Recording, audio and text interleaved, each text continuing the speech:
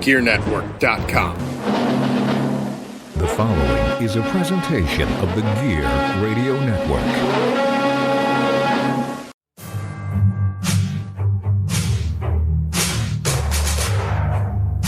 From wherever we decide studios, broadcasted live on iTunes, Spreaker, and worldwide, this is the Turnbuckle Talk Radio Podcast with your host, the producer, Pat G. The G stands for gangsta. And now kick back and get ready for the eargasms.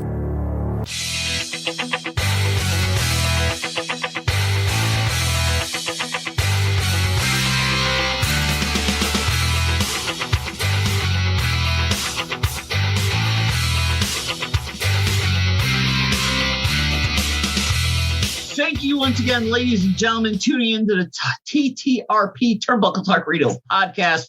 We're back. We had a little bit of a week hiatus just because work schedules and holidays, but we're back. It is Leftover Day. National Leftover Day. National Leftover Day.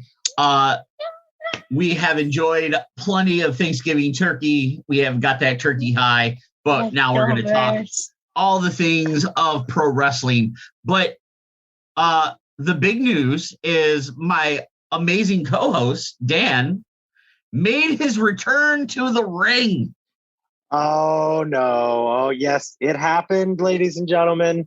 It was an unanticipated event. And, I would like to say to all parties involved, more to come. But yes, it was very awesome, very nice, very humbling, and such a great experience. And to Dango and Justin, I would just like to say, thank you for making the fan in me able to be exactly that for one night. Yes. We're safe to say, as what I seen on the Facebook comments, in pro wrestling, there's no such thing as retirement. No, Sifu Steve Cruz, he was right once again. So I will tip my hat to the master and say you were absolutely right, sir. There is no such thing. Not at all. But overall, of course, you made your return at Immortal Championship Wrestling. Yes. Overall, how was the show? This is one of the things that I can say is that independent wrestling, especially, we had close to 300, and we were competing with Cage Wars right down the road at Rivers Casino. We also had a holiday parade 2 blocks away.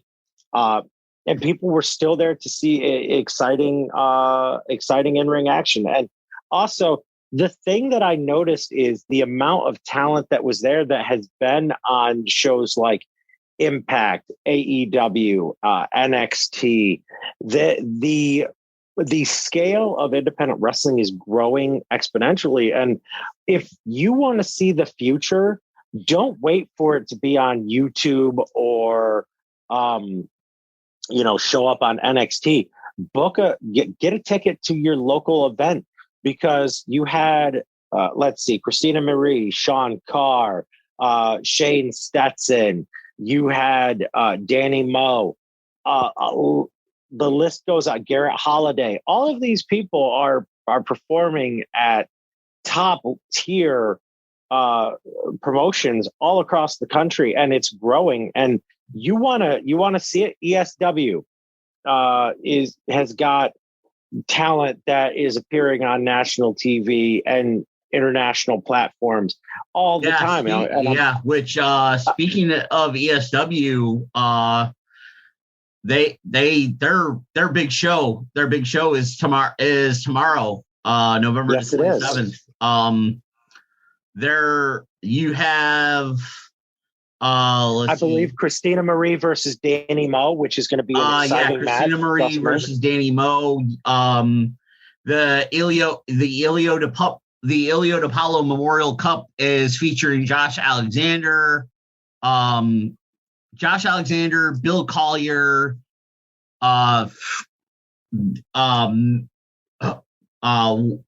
formerly known as the Drama King, Aiden English, he's involved in that, formerly known Aiden English. And then their main event is Kevin Blackwood versus Daniel Garcia for the ESW championship.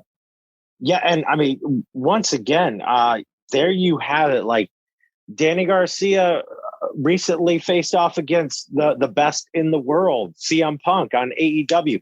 You get to see this man perform like right down the road from you. And also NEW has got some amazing talent that they're booking out of Poughkeepsie.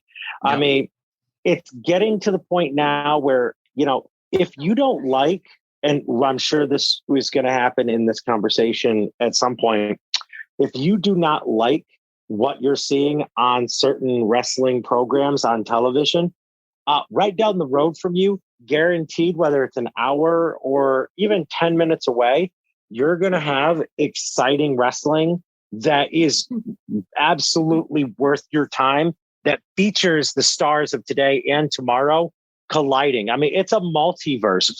Dude, I was 18 inches away from ECW legend Justin Credible and Dirty Dango.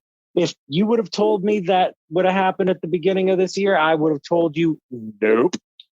And meanwhile, on the same show, you have the hybrid Sean Carr facing off against Greek God Papa Don, both of whom have appeared on AEW television. It's like, ladies and gentlemen, the time is now to get in on independent wrestling and really enjoy it. It's meant to be enjoyed. And if, like I said, if you don't like what is being presented on certain shows, hey, you don't have to flip the channel. Just jump in your car and go down the road. Yeah, absolutely. And the biggest thing is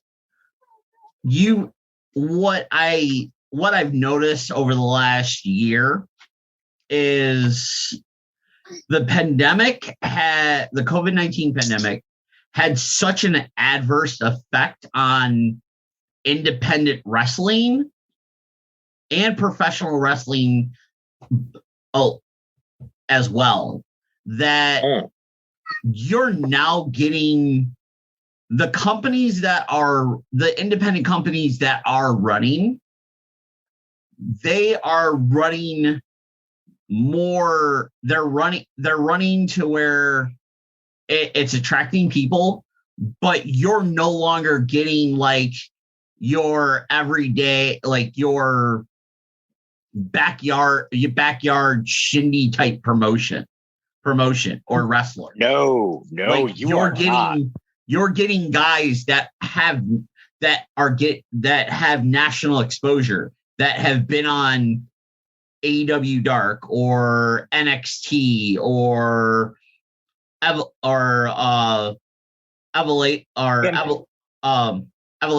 or whatever. Yep. Elevation. Yeah. Elevation. Yep. Like guys that are getting exposure on television, like through TV. Like that's the type of talent you're seeing at these independent shows now. And more importantly than that, one of the things that I absolutely love about the way that the business is going is guys and girls have an opportunity to go and work and be compensated for it. And that's one of the things that I can say from my recent experience was it's not just about the compensation monetarily, which, by the way, very nice. But I will say that you are getting a chance to be seen by way more eyes than even you think nowadays. Because like you said, AEW Dark, wrestlers are getting an opportunity to be seen. Impact, 2 shows ago, Firework Fox Vineyard versus Ace Ramiro. Yeah. Dude, I mean, that guy was a viral talent a few years back. But no, I'm telling you, like we talked about over the pandemic that there needed to be a change in professional wrestling, that we hope that when everything came out of this pandemic that it would be different. And guess what? It is. And it did become different. And one of the things that I can say firsthand in my recent experiences is it's becoming a worker's business. And all of the promotions that made it through this pandemic, it gave everyone a chance to kind of reboot and rethink how they wanted to present their product. And, for the promotions that I've visited in recent times as a fan, and obviously knowing the boys and being able to have access backstage, a lot of people took this time to reinvigorate themselves and reinvent themselves and maybe find different training methods and ways of keeping their body fresh. And also the promo skills, like dudes up their promo game, because I think a lot of guys sat there and were like, well, how can I be different? Talk better. There you go. Oh, absolutely. And smaller promotions are now putting a lot in social media. And I think the more a video gets shared, the more people reach out and talk to people and try and be like, hey, how does this sound?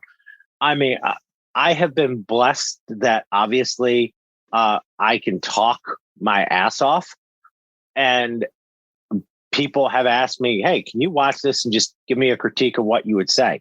And it's like, that goes a long way, because one of the tools that you need to have is not only great in-ring skill, but also the ability of speaking clearly and concisely and making a point and telling a story.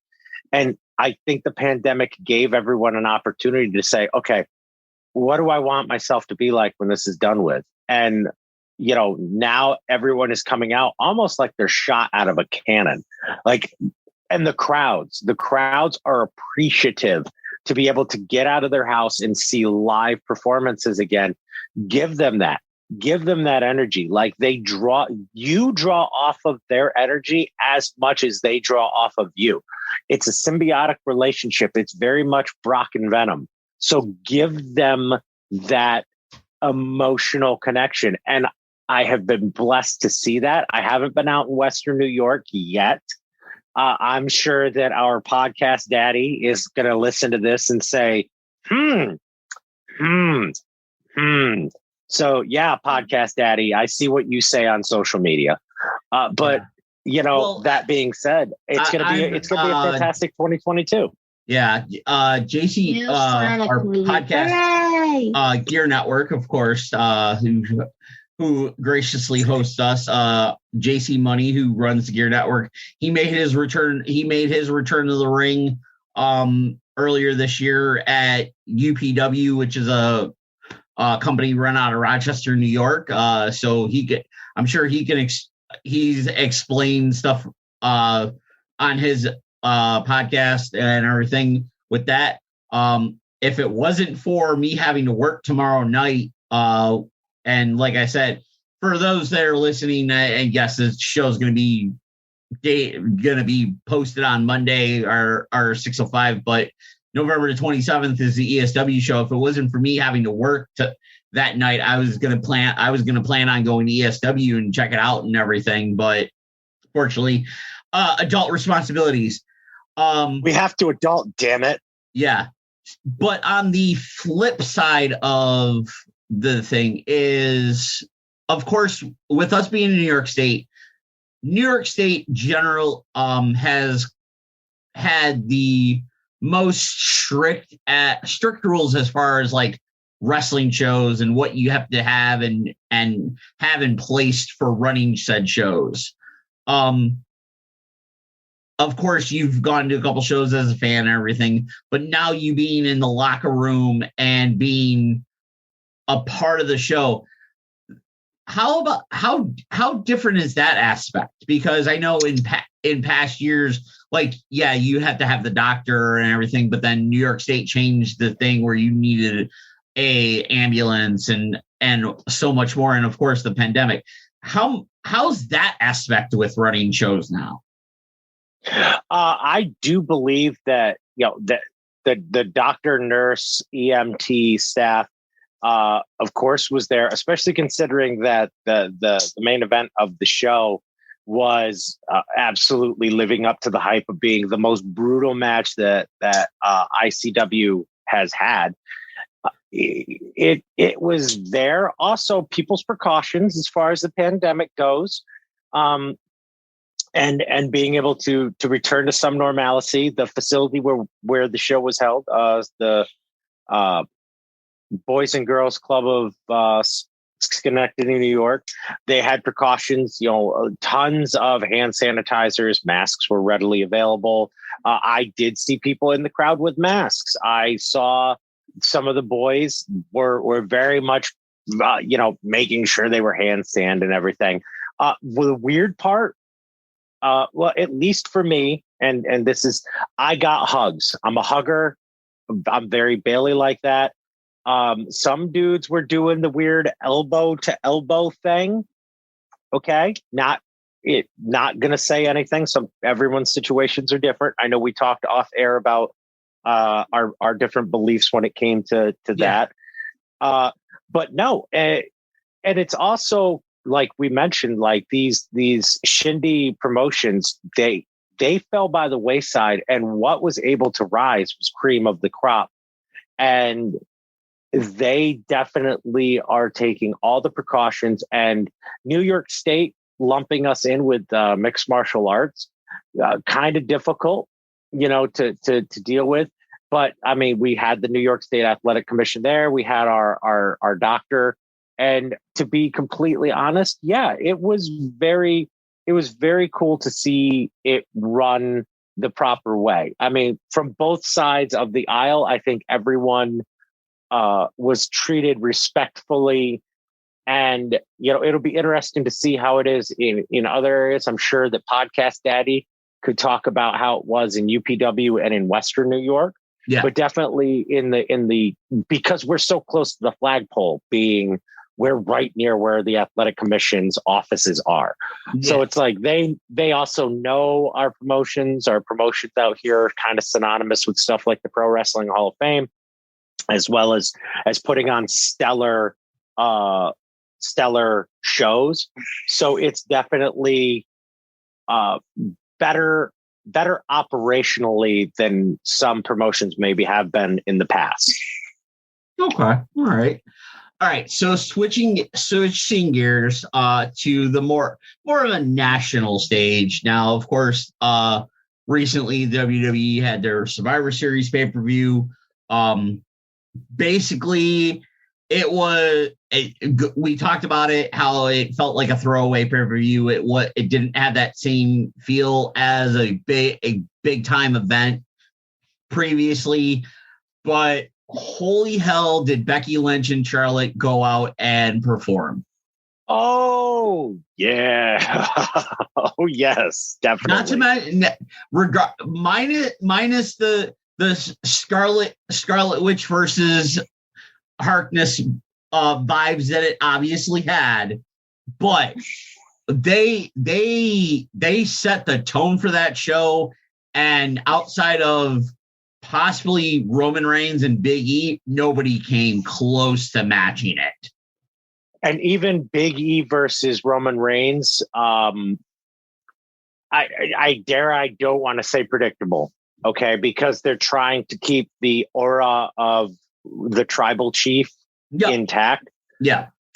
Becky Lynch versus Charlotte, I did not know who was going to win. No. If you want the truth, I did not know who was going to win that match. I thought to myself, personally, I was like, okay, Charlotte's got this one in the bag. And then I got to thinking, I'm like, okay, if you want to look at it from a certain perspective, this is a heel versus heel match. Yep. Okay. So really, I don't give a shit who wins because they're both heels. Yeah. But the video package that they played before the match told a very good story. And the thing about that story was, you had two friends who had a falling out because you can't be number one and be number one. Yep. And you felt for Becky Lynch. Like there was this weird thing about Becky where it was like, you did feel like she felt lost at the fact that her friend Charlotte Flair was no longer her friend. And to me, there was this underlying sadness to the Becky Lynch character going into this where you felt for her. You felt for this bad guy because at the end of the day, she wants to be number one. And she knows in order to be number one, you can't, your friend is going to have to not be number one. And that's not in Charlotte Flair's DNA. In ring wise, performance wise, one of the best women's matches in history. Oh, absolutely. Okay? Absolutely. And the story that was told between those two women, it was alpha female versus alpha female. And who really is the best in the wrestling industry? And if you want my honest opinion, while a lot of people will argue that Bianca Belair and Sasha Banks was the best female match of the year, I beg to differ. I think Charlotte Flair versus Becky Lynch is match of the year in the women's category. Oh, up until, I will say this, up until Becky versus Charlotte, yes. Sasha versus Bianca at Mania was match of the year as far as the women's category, for 2021, with Britt Baker and Thunder Rosa, a very, very not crazy far behind, but just slightly far behind. A sliver. I will agree that because you and I both talked about it, like, it's something special when your dad, who doesn't watch wrestling, messages you and asks you if you watched that match. Yeah. And to be honest, like me, honestly, I think the main reason why I think the Sasha Bianca match gets that sliver over Britt and Thunder Rosa is, one, it was the venue, and two, the historical aspect of it. Yeah, I mean, absolutely. First time at Mania that two women of color went out there and performed in a main event for a major title, especially at WrestleMania. It was absolutely one of the biggest moments in professional wrestling history. I'm not going to sit here and argue that one. But as far as pure performance goes, yes, I think that we got a very special treat the other night in that you saw the two alpha females of professional wrestling today go out there and show exactly why they each make the money that they do. And using the reality of the situation from Charlotte going into business for herself, to the friendship falling out, to even the arguments that were reported from multiple sources backstage after that segment, where it almost came to blows. And then, of course, you look at the interviews that Becky had leading up to it, and how she talked about how Charlotte can't handle the fact that another woman is basically on the same par as her, or is going to take that mantle or whatever. Like all of these aspects went into that. And it was a wrestling match, but it was also a fight. Yeah. I mean, they beat the holy hell out of each other. And I mean, we might spend the next few minutes, I don't want to say this with any disparagingness to the pay-per-view, but really there were only two matches that three that really even came close to being anything you'd want to talk about. And this happens to be one of them. And the reason why is it was storytelling at its finest from two of the best professional wrestlers in the world today. They just happened to be women. If those were two dudes out there, it would have been just as brutal. And I mean, they beat the dog shit out of each other. Plain and simple. Absolutely. They beat each other up. And the end of the match was a getting flared. A flare getting flared. Yeah. And that ending couldn't have been told any better.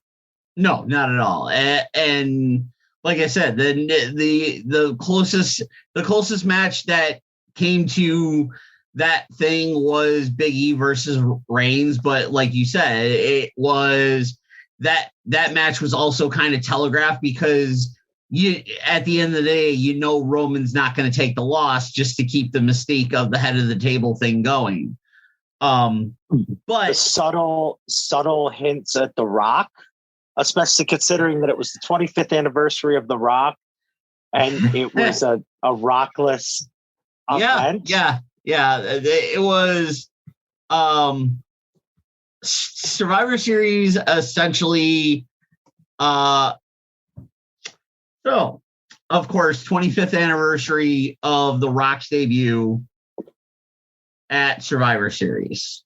cinemablend.com, they put an article out back on a couple days ago.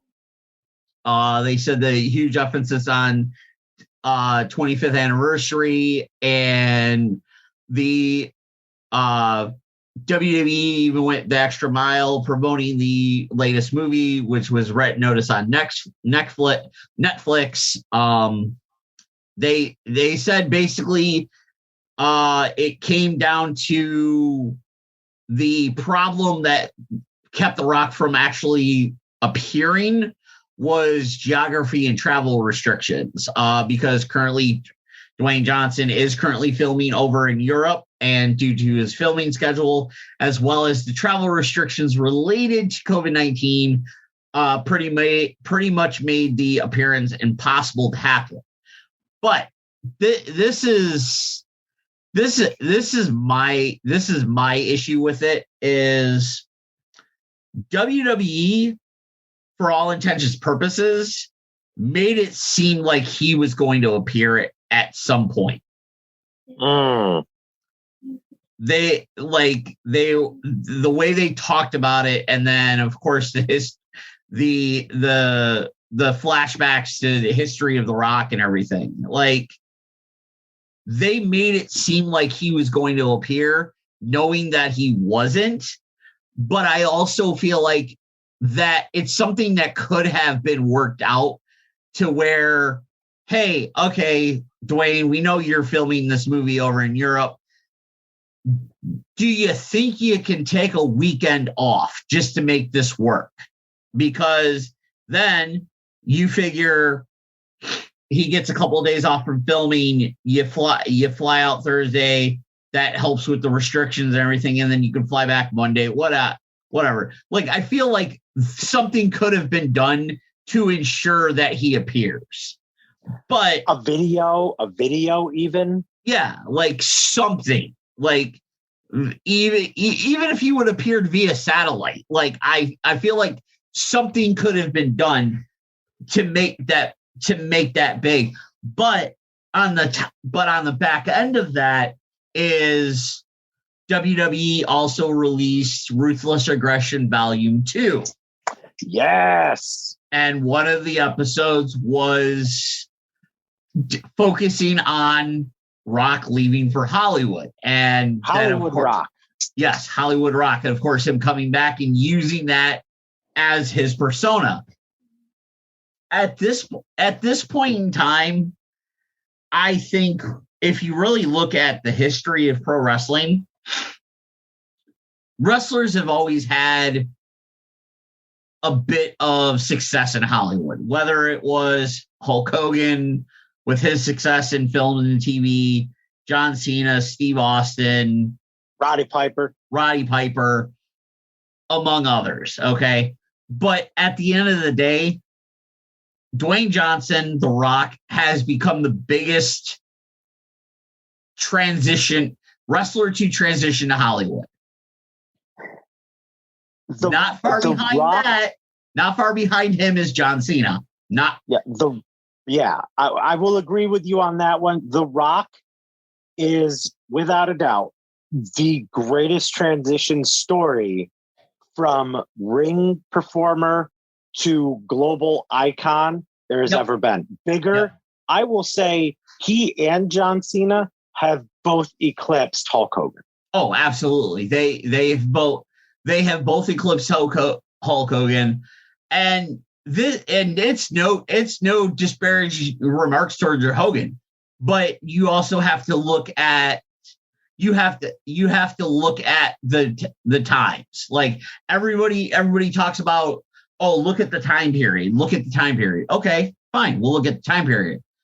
Back when Hogan was making that transition, his biggest noticeable role was Thunder Lips in Rocky III.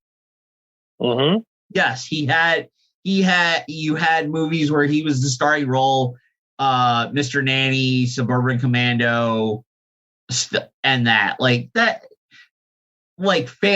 family feature type films. Cool, awesome, great for you. You had Thunder in Paradise, which was a thing with TNT, and essentially helped broker the deal for him to go to WCW. But in this day and age where movies are now blockbuster films, The Rock, when he made the transition, had Scorpion King. He did The Rundown. Then he had the string of family feature films, and then he broke out into being a big box office money maker. Mm-hmm. John Cena, to be fair, has kind of had a little bit of a mix of what Hogan did and then The Rock, because if you really look at the first few films Cena did, 12 Rounds, The Marine, yeah, stuff like that, starring roles on a lower tier. Then he did some family-based movies or whatever, and then Suicide Squad. Yeah, and then he started having the little minor breakout roles, like his spot in the movie with Trainwreck. Yep. Blockers, and then his big thing was Suicide Squad, and now he's doing the TV show with Peacemaker. Yep. But at the end of the day, both Rock and Cena have eclipsed Hogan as far as that transition. Going to say that. But the thing is you could have done something. I feel like something could have been done. We're mentioning John Cena here, right? Yep. And one of the things that happened earlier this year, WrestleMania went live. It was in Tampa.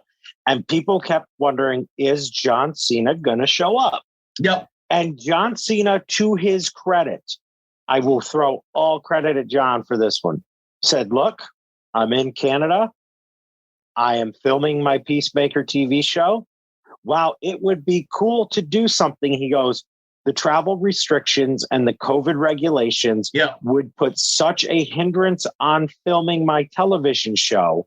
And mind you, this was before Suicide Squad dropped in August in theaters and on HBO Max.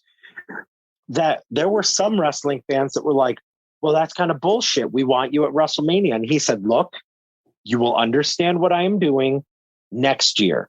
Okay. You guys will appreciate it next year more than me doing some bit running or some throwaway match that doesn't matter. And honestly, I'm going to say this. John Cena, from a business standpoint, made the right decision, because had he had to come over production on a major television series for HBO Max that affects his future career in the DCEU, which is huge, by the way, would have been drastically affected because it would have been 2 weeks of him in quarantine coming back from Canada. Whatever thing happened in Tampa, and then 2 weeks of quarantine going back to Canada. And only recently has international travel been allowed to come back to the United States. Yeah. Now, he went out there, was completely brutally honest in interviews, said, hey, next year, you have my word on it. All of a sudden, we see him in the Suicide Squad. He's one of the funniest goddamn things you've seen in a superhero movie. He gets a TV show instantly. Fans are clamoring for it because it's the return of Robert Patrick and John Cena on screen together. Yep. Last time we saw that was the Marine in 2006. And the best part about that is John Cena kept his word. We can almost guarantee John Cena versus Finn Balor at WrestleMania this year, which means Dan gets happy. Now, yeah. And this is the thing is John Cena straight out said that he could not make Mania in 2021, but he will be at Mania 2022. Exactly. And John Cena, we don't know how many Peacemaker outfits he stole. And also, let's be honest about this. John Cena did that in the beginning of the year and then gave us one of the best runs of his career with the Summer of Cena 2001, where he led up to his fight with Roman Reigns. And it was beautiful. The match was well done. The storyline was well told. And the entire time he had the world wondering, how many Peacemaker outfits did he steal from the Suicide Squad? All of them from the looks of it. Yeah, all of them. Absolutely. All of them. Every single one. And the thing is also with him coming back and having that run in the summer, it gave more validity to what Roman Reigns is doing. Yes, which now should The Rock have come out with a statement saying, look, I can't be there right now because I just started production on this film in Europe. Totally could have done it. He could have said it. Oh yeah. And I think fans would have understood. Now, did I really require The Rock at the 25th anniversary? Yeah, I kind of would have appreciated it as a Dwayne Johnson fan. But with that being said, does this give Roman Reigns ammunition for a potential feud at this year's WrestleMania in Texas, a 2-night event that is selling out like hotcakes? Does this mean that we're going to have like he has ammo in his gun, so to speak, his promo gun to be like, man, this dude couldn't even show up to his own birthday party. They throw this big event. Oh, it's the night of him. And guess who's the head of the table that night? Roman Reigns. We the ones. That gives Roman Reigns validity going into a fight against The Rock at Mania. Oh, absolutely. And it puts The Rock against the ropes in a weird predicament because he's in his 50s. He's the biggest superstar on the planet. Everything the man touches is gold. He does more for charities than a lot of people in his way. And could this give us the last hurrah of Dwayne The Rock Johnson before he goes into politics? Maybe. And Black Adam drops next year, and Black Adam is going to be one of the biggest DC movies of all time. Yeah, absolutely. And then on the flip side of that is if Rock's not available and everything, you're looking at potentially a matchup between former Shield teammates in Reigns and Seth Rollins, which also Seth Rollins being in the news recently with the recent excursion of a fan jumping the barricade and everything.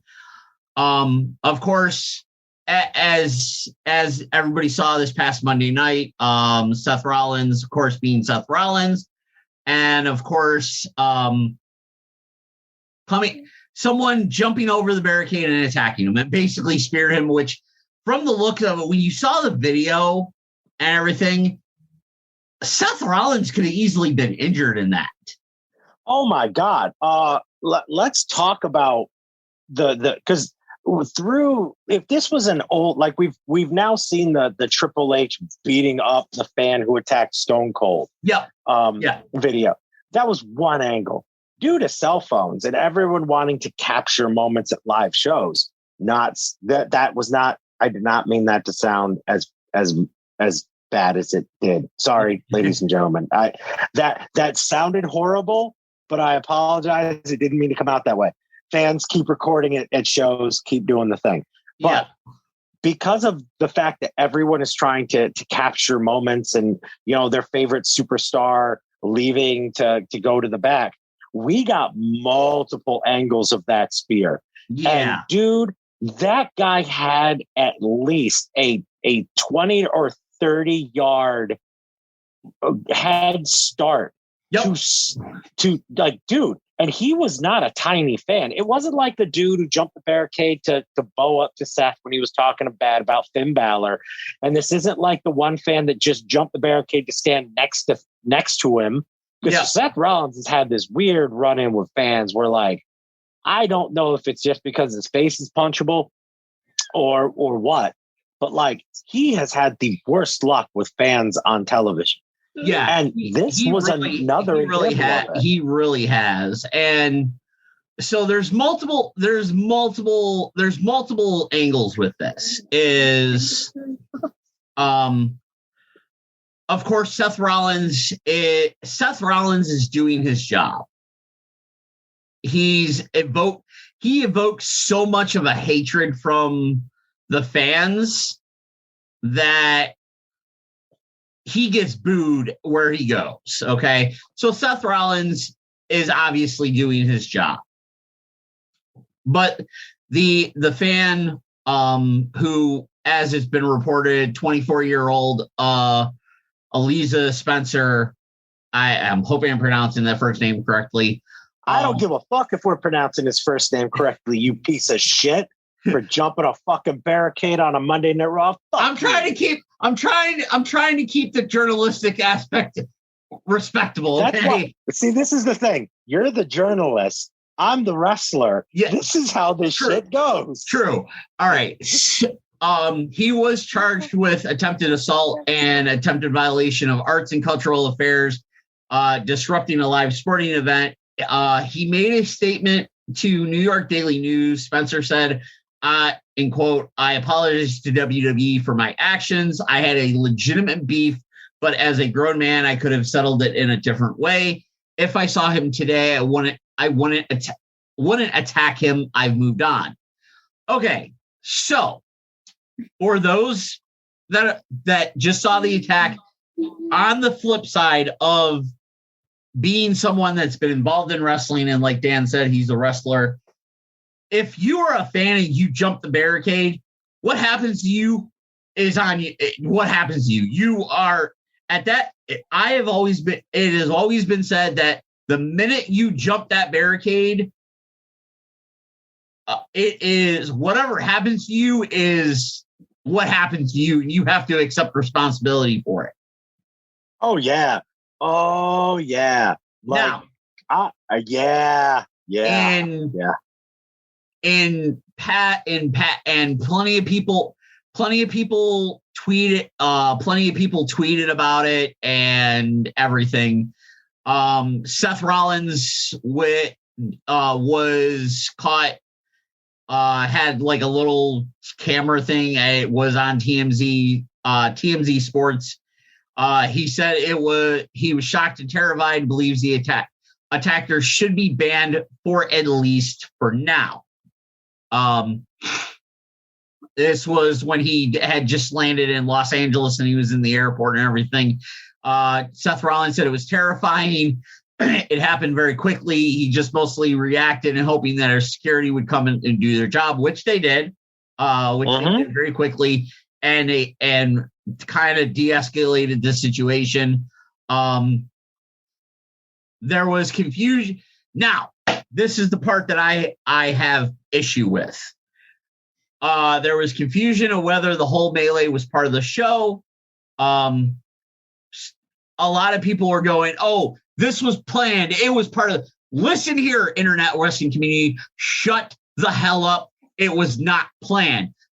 There is no way that was planned with. You're going to have someone jump out of nowhere who's barely 5'5", wearing sweatpants and a black t-shirt, jump one of the top guys of the company. That's not dude's butt, plain and simple. Dude's butt crack. Yeah, dude's butt crack was hanging out. Okay, well, yeah, plain and simple. Thank you for your continued listenership here on the TTRP. But at this point in time, we are going to take a break in the action of the show. We ask you, if you like what you hear and like what we talk about, please subscribe to the show using Spreaker.com/Turnbuckle Talk Radio Podcast, or you can check out the links at GearNetwork.com, or you can subscribe through any of the podcast listening avenues that you use to listen to the show. And now back to the TTRP.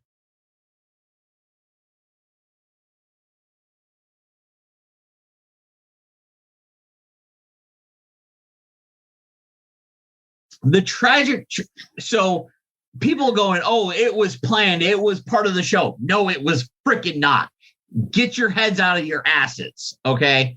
But on the flip side of this, Spencer, he got charged, whatever, and all that. It's been reported that Spencer had the beef that he was talking about. It was a supposed beef he was looking to settle, which dates back to 2019. When he claims that he was duped by a catfishing scam by someone posing as Rollins. Despite the overwhelming evidence that proving that the scammer was not Seth Rollins or Colby Lopez, which is Rollins' legal name, the scam still led Spencer to be convinced that he was scammed out of hundreds of dollars and sent a fake check that led to the arrest of Spencer's partner when she tried to cash it. So basically, the Spencer said he met Rollins at a meet and greet a few years back, asking him to help with his own wrestling career. Shortly after that, Spencer began communicating through messenger services with someone who he thought was Rollins. In typical scammer fashion, the catfish asked Spencer to send him gift cards in exchange for money, usually in the totals of $500, in order to prove his loyalty. Spencer claimed that the catfish, who again he thought was Seth Rollins, asked him to be a wrestling blogger and ended up spending $3,000 in gift cards. The scammer used WhatsApp profiles under Seth Rollins and Colby Lopez names through messenger accounts. It was posted on Twitter of some of the screenshots of the messages and everything. So now this comes to a little bit of common sense. In the social media world, whether it's Instagram, whether it's Twitter, whether it's TikTok, whether it's Facebook, majority of the time, these things are run by a person's PR team. In the sense of the WWE talent, on Twitter, they are themselves. That Instagram, it's them posting. Okay. But they also have the verified check mark. The blue check, whatever it may be the case. Okay. Now, while it's a unfortunate situation that this person got scammed out of money, his partner got arrested, whatever may be the case. For the love of freaking humanity and all that is holy, be smarter. Why in the hell would you think that Seth Rollins would be using WhatsApp? Why would a WWE superstar be asking for money in gift cards? I'm not laughing. Like, and like I said, to the guy, you know what? You jumped the barricade, you attacked someone, you got roughed up, you got charged. You're probably gonna face, you're facing fines. You're probably gonna end up doing a shit ton of community service, whatever may be the case. Okay, but come on, be smarter. There is, yeah, and I understand wholeheartedly. I understand wholeheartedly. There are people out in this world that do shady ass bullshit like this. They will try to act like they are someone, whether it's a TV star, a movie star, an adult movie actor, whatever may be the case. Okay. Catfishing schemes and that, but be smarter. Like, be logical, be realistic. Like, if I was to ever get a message from like someone going, hey, send me $500, go out and buy $300 worth of Google gift cards to prove your loyalty to me. I'm going, yeah, no. Pat G, I would like $30 worth of Dunkin' Donuts gift cards so that you could prove your podcasting loyalty to me. Okay, I must interject for 1 second because I do feel like I need to defend this kid for one thing, and it's not. I am not defending him. I'm not defending his actions. I would just like to say two things. Thing number one, ladies and gentlemen, mental health is real, and you could tell that from this kid's this kid's rants online that he was not well. So that probably should be taken into consideration. Also, I would like you to go back to the mug shot of the guy that speared Bret Hart at the Hall of Fame induction in 2019. Oh God! And I will just go on record and say that this kid that jumped Rollins got off light. He got off real light. Like, he got off. Yeah. Yeah. His face didn't look like a watermelon smashed it. Okay. So I would just like to tell this kid, if you happen to listen, get yourself some professional help. It's okay to reach out to care providers, and also consider yourself lucky that you didn't have Dash Wilder allegedly, and Samoa Joe allegedly, and Braun Strowman allegedly, as well as Ronda Rousey's boyfriend allegedly, before authorities could pick you up. Allegedly. Yeah. Like this situation could have been so much worse. I mean, you have to think, like, the reason that man, I mean, fans back in the day, you hear these stories of fans jumping barricades at the old timey shows with knives and broken beer bottles. It's like now dudes are jumping the barricade during the middle of a pandemic where they could be carrying an airborne virus. That Seth Rollins' little baby is on the bus with him and his wife. Yeah. You don't know. People are grody. This dude clearly has mental disorders, and he's stupid if he's jumping the barricade at a WWE show. Yeah. Attacking one of its biggest stars. Yeah, absolutely. And the biggest thing is like someone tweeted out like the screenshots of the conversation. It credits Steven Zotto, who's at not Chris with a K on Twitter. He said the fake Seth seemed to have scammed this dude out of hundreds of dollars and then got the guy's bae arrested because of a fake check. So basically, like on the screenshot, it's like the WhatsApp or look, or even Google Hangouts. Like there's a picture of the back of the gift card, and the person that's scamming him, it's like, I need this to activate my Google account. I can't get in touch with Becky.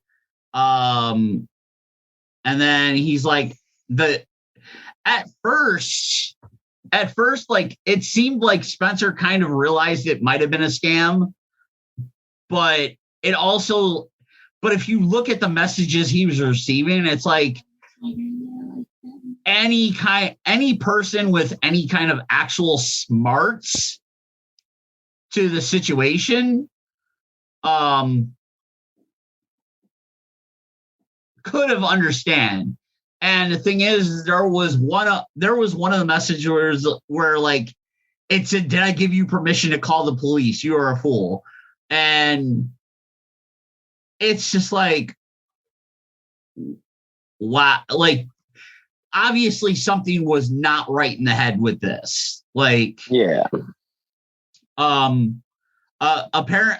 the screenshots that was posted on the tweet were actually screenshots from the Spencer's Instagram account. So it's just like, it's one of them things of any person that's in their right mind could see the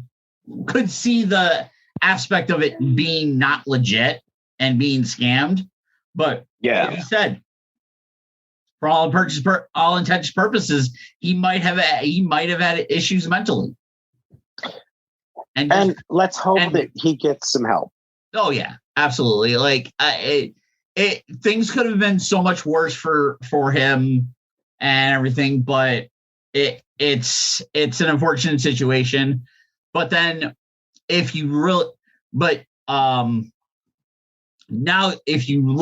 look at what's going on in WWE, you have this situation where someone gets scammed and then you look at the flip side of that of WWE's get even in more hot water because of Nick Khan and the Ric Flair situation, which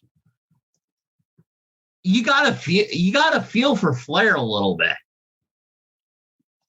A little. You have to. I'm just saying a little bit, because of course Ric Flair has his podcast and everything, and some of the stuff that he's like, the Woo Nation Uncensored. He recently stated that WWE apparently tried to claim the rights to his property while he was hospitalized. So he's basically in the hospital bed and they're like asking him to sign away the rights to his property, essentially. And then he was removed from the WWE signature. If you haven't noticed, it doesn't do the Woo is gone, as well as the picture. Flair's claiming that he was replaced by the Ultimate Warrior, who Warrior had his own issues, but then, of course, they reconciled. A lot of people are saying that it's a fallout due to the Dark Side of the Ring episode of the Plane Ride from Hell. And then, but Flair's also claiming that it has to do with a lot of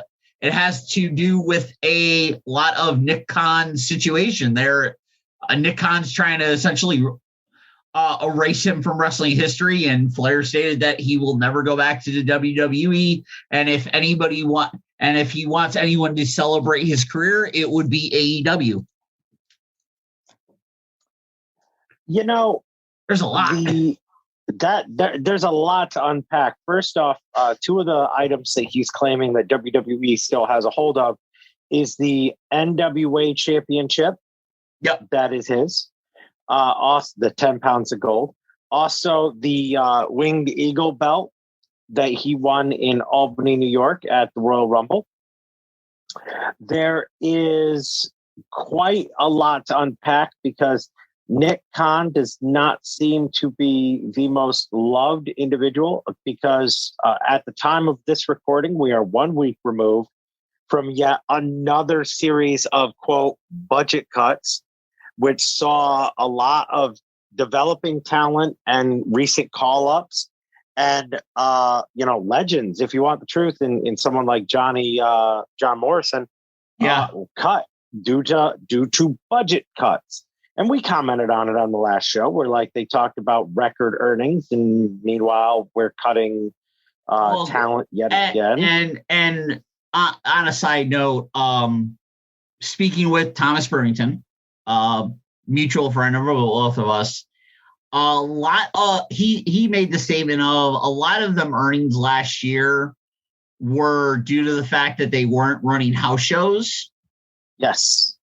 So you didn't have the costs that you generally do with touring, like the arena and the medical and the production and stuff like that. So basically for the year 2020, because they were doing everything in-house at the Performance Center, they got record earnings because they were saving on the fact that they weren't touring. Yep.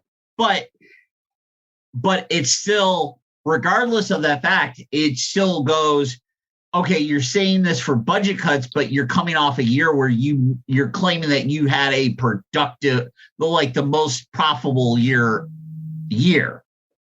Yeah. And you're talking about, we're establishing new stars. And meanwhile, you're getting rid of those new stars. It's not lost on anyone that not only have you called these people up, but then you call up a character that you completely rechange and repackage, and then, I don't like it, and it's gone, budget cuts. With some of the recent call-ups and they're getting cut. Yeah. I think that, as to stay on the Ric Flair situation, the Ric Flair situation is you can attempt, many have, and I'm gonna say this in the most drippingly sarcastic way possible. Many men have tried to erase the legacy of the Nature Boy Ric Flair and demean and diminish his contributions to the sport of professional wrestling. Everyone from ex-Pizza Hut executives to executive vice presidents to now this finance dude. Many, many men have tried to diminish the career of the Nature Boy Ric Flair.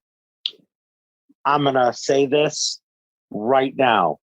Diamonds are forever, and so is Ric Flair, because yesterday, the time of this recording, was the 38th anniversary of Starrcade, where Ric Flair beat Harley Race for the NWA Championship, which is currently being held hostage. And all I have to say is, you wanna erase Ric Flair from history? Good luck. Good luck. Yeah. Good luck, you mother truckers. Because that's Ric Flair. That is one of the greatest. Hulk Hogan himself will say that is the greatest wrestler of all time. Good luck trying to erase Ric Flair from the annals of history. You can edit him out of the video package. I'm sure you could. And if you want to talk about fallout from episodes, the Ultimate Warriors episode didn't do very much in the way of good PR for Jim Hellwig. Okay. Nope. So there's that. But, Ric Flair will go down arguably, and even not arguably, as one of the greatest characters and one of the greatest performers of all time. I mean, truth be told, you don't have a lot of the stars you have today if Ric Flair wasn't such a generous performer and gave so much of himself to put those talents over. I will say that, including Hulk Hogan in 1994 at Bash at the Beach in Daytona Beach, Florida. Yeah. No.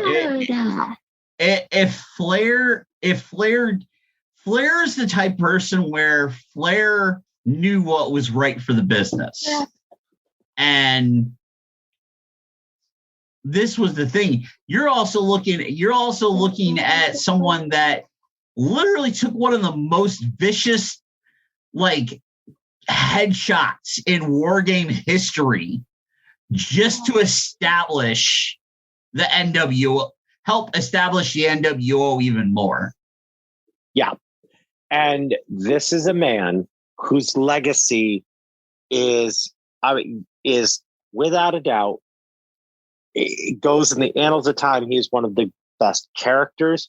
He is one of the biggest draws. He had more 1-hour matches than anyone in the history of the business. And I will say that, you know, investors of WWE, if you don't think they're watching, they are watching. And this gentleman might bring people in or might cut people. Hey, it's going to backfire, because guess what? You cut Bray Wyatt due to budget cuts. Yep. Bray Wyatt's been quiet. Bray Wyatt's been quiet for a reason, because when Bray Wyatt shows up, yeah, you're going to get ratings again. Oh, the ratings are going to be so much. Because all you have to do is tell me what night of the week. Yep. And guess what? Wednesday and Friday are pretty goddamn good nights for wrestling. Or Saturday. Saturday's a good night for wrestling too. No, yeah. It isn't. You'll have me. And this is what's funny is you have WWE doing all these budget cuts and everything, but then on the flip side, you have AEW, who has all this talent, has not released anyone, because Tony Khan has come out and said he doesn't believe in that. And now with AEW, you have one of the guys that helped build that company in Kenny Omega finally taking time off to heal injuries and kind of have a break for the first time in 2-3 years. Probably longer than that, considering his time in Ring of Honor and his time in New Japan and the level that he has been performing at for quite a while. He needs to start thinking of longevity. If no one understands what we're talking about, Kenny Omega essentially ran himself into the ground. If a knee, shoulder, neck, back, ankle, basically Kenny Omega has been pushing through injury for what is being reported by some as for like a year plus now. But the reason that he wanted to maintain that level is because he understood that he is a figurehead in the company, as well as his spot as being the best bout machine, the cleaner, one of the best professional wrestlers on the planet.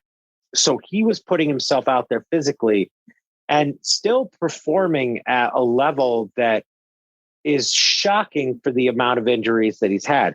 He recently lost at Full Gear in a 2-year storyline to Hangman Adam Page, where we finally got to see some cowboy shit and really helped launch his believability as a top guy so that he can go and get some surgeries and really give himself a chance to recover. And Godspeed. And also left AEW in a spot to where now you need a top level heel to combat Adam Page. And that slid into the role of Bryan Danielson, who would have thought? Who for the longest of time, the last few years, outside of a handful of months leading up to Kofi Mania, has predominantly been a face good guy. And it's a very, very subtle heel turn. Yeah. That he has done in recent weeks where, you and I both sang the praises of his match with Minoru Suzuki and, his matches with, match with Kenny Omega and various guys. And then all of a sudden, subtlety in performance and promos. And you're like, I think Daniel Bryan is turning heel. And no, they can't do that. He's too loved by the fans. No, he just kicked a tooth out of Colt Cabana's face the other night. Mm-hmm. That is some and held it so that and cut a promo on it. Yep. That's some heel stuff. That is he's going through the Dark Order on his way to the title while making those guys' names, but also like he's establishing this run as I am different than the WWE stuff. There is no yes chant. There is no yes movement. There is me showing you I am the best wrestler on planet Earth, period. And you have known it for a long, long time. Yeah. And I think what's funny is while before the subtle turn or whatever, like while he wasn't doing like the yes chant in the corner, he was like subtly like getting the crowd to do it by like holding his hands out and like moving them. And somebody pointed this out. And I think Omega losing the title and needing to take time off, because Omega also relinquished the AAA title, which is going to be, I think the title, like he did give up the title, and then they're holding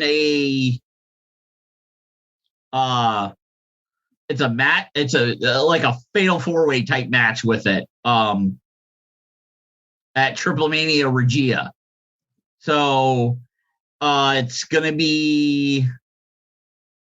Let me see. I know that Jay Lethal and Bobby Fish were announced. I believe Samurai Del Sol, and then there's one other wrestler that's going to be in the match. That for the vacated AAA title, and the thing is that like when Omega was like, okay, I need time off, I got to heal. They're like, okay, who do we push, because our other heels are involved elsewhere. So we need somebody. And Bryan Danielson's like, yo, I'll do this because I need to establish this isn't WWE. I am no longer that guy. And then on top of that, you have MJF seemingly heading to a program with CM Punk based off of the history that Punk had with WWE. And not just that. Okay, can we talk about the 18-minute promo the other night, which me saying that out loud, 18 minutes. Yeah. Okay. Right then and there, you are probably thinking to yourself, I'm sorry, what? Yes, these two gentlemen pulled off an 18-minute promo the other day. And essentially it was one of the best promos I've ever heard. And I know that some people are like, oh, a promo shouldn't be that long. You had two guys verbally sparring with each other, and it was excellent. It was without a doubt one of the best things that they have done in recent years, because at MJF went out there and talked disparagingly and was very angry that when CM Punk did his press tours, why wasn't my name mentioned? oh, you should be mentioning me. I'm one of the 4 pillars, blah, blah, blah, blah, blah. And then Punk's like, you've been replaced by Britt Baker. And it was a promo that was done so beautifully because those 2 guys didn't need to touch. Nope. You now can milk this to AEW Revolution and make this a main event level match by promos alone, because arguably MJF is one of the best promo men in AEW. He is very dislikable on so many levels. And I will say he is one of the last true heels of professional wrestling, because where other heels will break character to buy lemonade on the side of the road or, move fans so that another fan isn't getting crushed. Or if a fan is holding up a sign that says, I acknowledge you. Yeah, I'll take a photo with you. MJF does not give 2 shits. Nope. He does not care. He really doesn't like you, and you know it. And the best part about that is in CM Punk's recent run, he calls him out on it. He's like, you're robotic. This isn't the CM Punk that we all know. You suck. Like, you're not CM Punk. You're just a guy you're a corporate shill. Even referring to him as the you can't see me man. Yeah, like this is the thing is in wrestling past, it's been looked down upon where one company mentions the other mentions WWE. I don't think, and the thing is this promo was so well done with those mentions because one, what MJF was saying was legitimate. CM Punk was always viewed as a lower tier guy compared to John Cena, Triple H, like he said, as he said with the "You Can't See Me" man and the King of Kings, and Punk referenced guys that he's legitimately friends with. Yeah, and the thing that got me was there was a Miz chant on AEW television. Yep. Okay. And the comparisons have been made already. Like all MJF is a Miz ripoff. Yeah.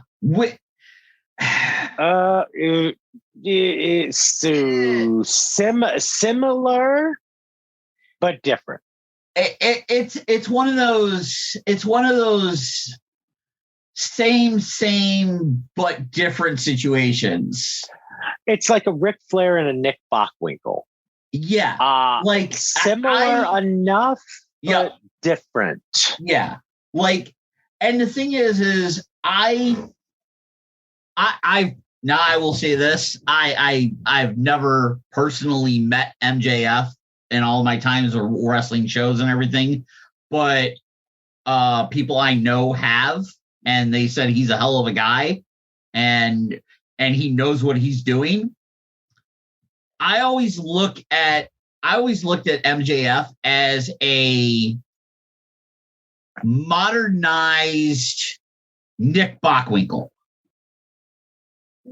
Yeah, I will go with the Nick Bockwinkel reference because where Ric Flair's promos, if you took the two, right, AWA champion Nick Bockwinkel and NWA champion Ric Flair, okay, Rick would talk about Four Horsemen. Ric Flair would talk about the Rolex watch, the $3,000 alligator shoes.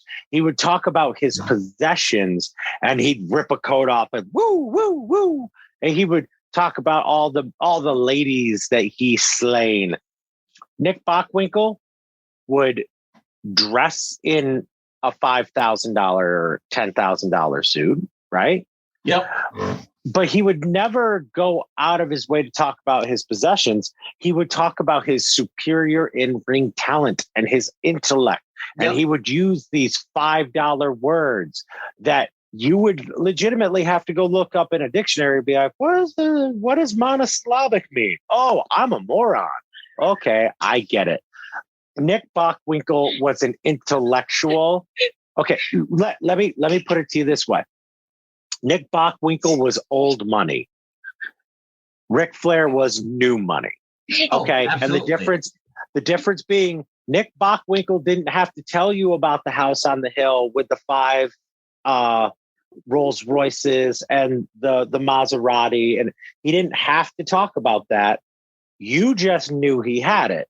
Where Ric Flair had to make sure not only did you know he had it, but that he was buying a new one after he was done berating you for being so low on the totem pole. Yeah. For me, Miz and MJF, it's the same thing. MJF goes out there and talks about all the stuff that he's got and talks about his ring and how talks about how he's better than you. The Miz doesn't have to say it, because you look at the Miz's super hot wife with his adorable family and his mansion in Texas and all. You look at all that stuff and you see that your average, even your person that is not a professional wrestling fan, knows who the Miz is. As Miz says, he's the most see thing on WWE television, and he is. And the best part about it is you could argue that MJF used the Miz 2011 model as his way of, getting over. But it's to a point now where like, okay, so that's where we're at. Now let's see what CM Punk and MJF can do in the ring, because MJF is not an older wrestler. MJF is a young man. MJF is in his early 20s. He's got many years to go. And CM Punk came back to have great matches with guys like Darby Allin right off the rip. Darby Allin's stock went so sky high that if Daniel Bryan wins the title, then Darby Allin is the guy that's going to take it from him. Yeah. Like it's the thing of MJF is 25 years old. Yeah. And he's been wrestling, and I think he's only been wrestling for, at this point in time, maybe 6 years. To put that into perspective, ladies and gentlemen, John Cena, I believe, was 25 or 26 when he won the WWE Championship at WrestleMania 21. You know what? That might want to fact check that. Do some reverse engineering. 2005 was when WrestleMania 21 was, when John Cena won the championship. Yeah, Cena was born in 77. Yep. Let's see. He was what, 28 maybe? So let's see. So Dr. Thugonomics to 04, US champion 04 to 05. Cena defeated JBL at WrestleMania to win the WWE Championship, giving us first world championship. So that's 2005. So he's only a year older than when Randy Orton won the title in 2004 against Chris Benoit. Yeah, so Cena won his first championship being 28 years old. Okay, Randy Orton won his first championship at 24. So let's put that into the perspective that it deserves to be in, where MJF still has many, many, many, many years to go. And CM Punk could hypothetically be the guy that, Chris Jericho did a great job of prepping MJF. MJF is one of the 4 pillars of AEW. Arguably, he's been replaced by Britt Baker, but DMD. But let's also hope that we get something more than just some really great promos out of this. And damn well that CM Punk is not going to let those matches suck. Oh, absolutely. And the thing is what's funny is we stated before that the CM Punk return has kind of been it's been a little lackluster. You really haven't had anything. He's really not had any, he had a hell of a match with Darby Allin coming out, but then he's had like matches here and there with younger guys and whatnot. He hasn't really had anything to sink his teeth into. A rivalry. Yeah. We thought that he was going to get that with Eddie Kingston. And it was great for what it was. And honestly, I think it was a kind of a one-off situation. I think when MJF looked at CM Punk and went, where's the outlaw? Where's the anti-authority? The guy I grew up on. As you stated, I think it's something that Punk can sink his teeth into legitimately, really long, and make a long-term storytelling out of it, with recapturing some of that CM Punk from the WWE title run when he and the pipe bomb, and recapture that magic a little bit. And you have to think, like, his first night, like, you can tell that CM Punk is very appreciative of his status in AEW. One of the things that people have to remember is CM Punk is roughly the same age, if not maybe a little younger, than when Hulk Hogan showed up in WCW. And I think, this is just me, CM Punk is way more giving than Hogan was, even though CM Punk is on an undefeated streak, but everyone is on an undefeated streak. Punk right now is 43 years old. Okay, so they're roughly the same age as each other. Hogan showed up 94. Hogan showed up to WCW March of 94, making appearances on WCW television. So he was born in 53. So 41? Around that. 41, 42. Yeah, so he's a little older. Minus 50. Yeah, 41. So okay. It's about that. But the big difference is where Hogan was only gone from professional wrestling for basically like a year. Yeah. And the thing is like he was still wrestling though. Like he left WWF in King of the Ring 93. But the thing is, he wrestled for New Japan from May of 93 up until January 94, because he wrestled Muta. He wrestled the Hellraisers with Muta and Masahiro Chono in September of 93. And then he wrestled again, which was January 4th, 94 at Battlefield, which essentially what was Wrestle Kingdom before Wrestle Kingdom, where he defeated Fujinami. And then March is when he showed up in WCW. Yeah.